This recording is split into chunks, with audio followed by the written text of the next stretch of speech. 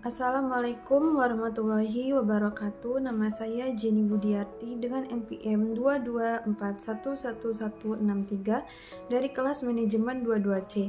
Di sini saya akan menjelaskan tentang presentasi analisis rasio keuangan. Financial Statement Analysis yang dilakukan guna menguji keterkaitan angka-angka akuntansi dan tren angka tersebut dalam periode waktu tertentu. Mengapa dilakukan? 1. Menilai kondisi keuangan dan hasil usaha perusahaan masa lalu, masa sekarang, dan prediksi yang akan datang. 2. Menilai kekuatan dan kelemahan keuangan perusahaan.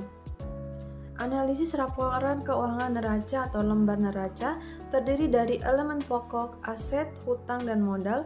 Pengukuran terdapat elemen-elemen neraca biasanya menggunakan historical cost, laporan laba rugi atau income statement, meringkasan aktivitas perusahaan selama periode tertentu yang dapat memberikan informasi tentang prestasi operasional perusahaan, laporan arus kas atau cash flows, untuk menganalisis aliran kas masuk dan kas keluar perusahaan.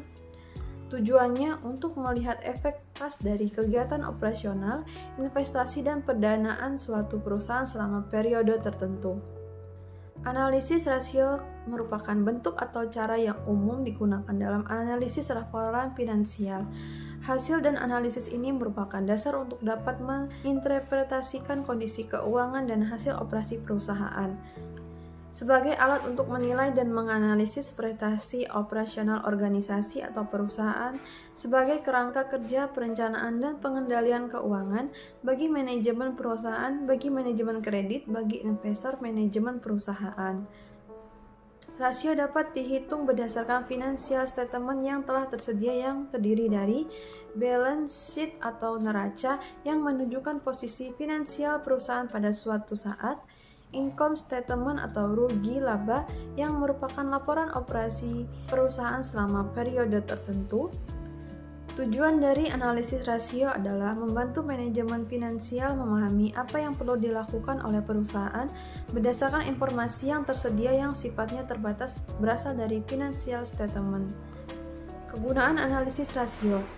Analisis rasio pada dasarnya tidak hanya berguna bagi kepentingan intern perusahaan, melainkan juga dari pihak luar. Dalam hal ini adalah calon investor atau kreditur yang akan menanamkan modal kepada dalam perusahaan melalui pasar modal dengan cara membeli saham perusahaan yang go publik. Bagi manajemen finansial, dengan menghitung rasio-rasio tertentu akan memperoleh suatu informasi tentang kekuatan dan kelemahan yang dihadapi oleh perusahaan dibandingkan finansial, sehingga dapat membuat keputusan-keputusan yang penting bagi kepentingan dan perusahaan untuk masa yang akan datang. Sedangkan bagi investor atau calon pembeli, saham merupakan bahan pertimbangan apakah menguntungkan untuk membeli saham perusahaan yang bersangkutan atau tidak. Macam analisis rasio. 1. Rasio likuiditas, 2. Rasio leverage, 3. Rasio aktivitas, 4. Rasio keuntungan. Kategori rasio yang pertama dan kedua dikenal sebagai rasio neraca karena faktor yang dibandingkan adalah faktor-faktor yang terdapat dalam neraca. Kategori rasio yang ketiga dikenal dengan istilah intern statement ratio karena faktor yang diperbandingkan adalah antara faktor-faktor yang terdapat dalam rugi laba dengan faktor-faktor yang terdapat dalam neraca. Sedangkan kategori rasio yang keempat digolongkan dalam income statement ratio karena faktor yang dibandingkan adalah faktor-faktor yang terdapat dalam income statement. Liquidity ratio atau rasio likuiditas. Rasio saat ini sama dengan aset lancar. Liquidity saat ini equity ratio atau rasio likuiditas inventaris aset saat ini. Rasio kas sama dengan kewajiban lancar. Rasio pengungkap. Rasio leverage total debt to equity ratio sama dengan kewajiban lancar ditambah ekuiditas debt jangka panjang atau jangka sendiri.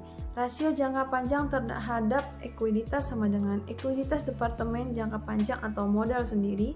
Rasio total debt terhadap total aset sama dengan total debt total aset. Rasio pendapatan bunga waktu sama dengan pendapatan sebelum bunga dan pajak penghasilan perubahan minat. Sekian presentasi dari saya akhiri. Wassalamualaikum warahmatullahi wabarakatuh.